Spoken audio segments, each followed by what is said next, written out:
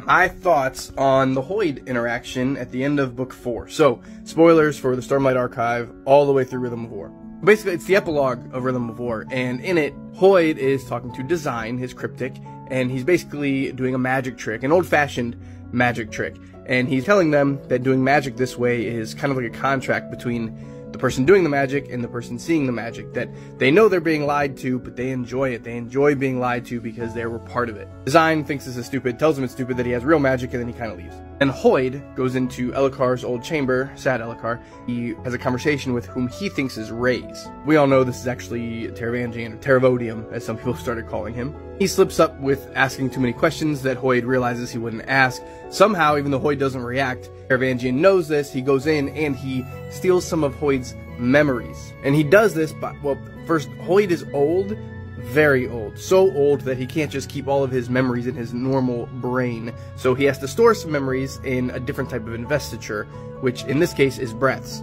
Now, breaths up, they're from Nalthis, that's the War Raker. And so while Taravangian can't actually harm Hoid for whatever reason, he can affect these breaths. And so what he does is he takes the memories of the interaction that him and Hoid just had.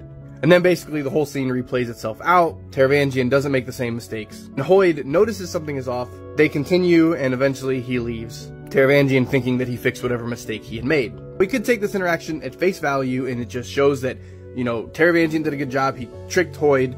Hoid is moving on, even though he knows something is off.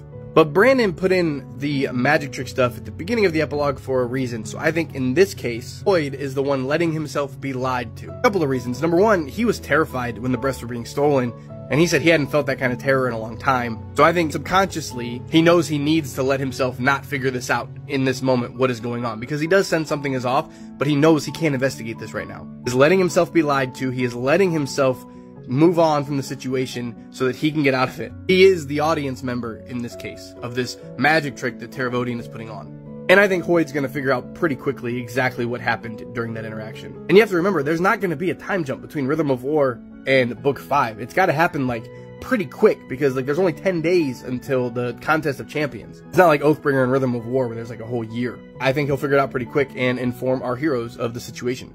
Those are my very jumbled and quick thoughts on the epilogue of Rhythm of War. Hope everybody has a wonderful day. As always, follow for more Cosmere content.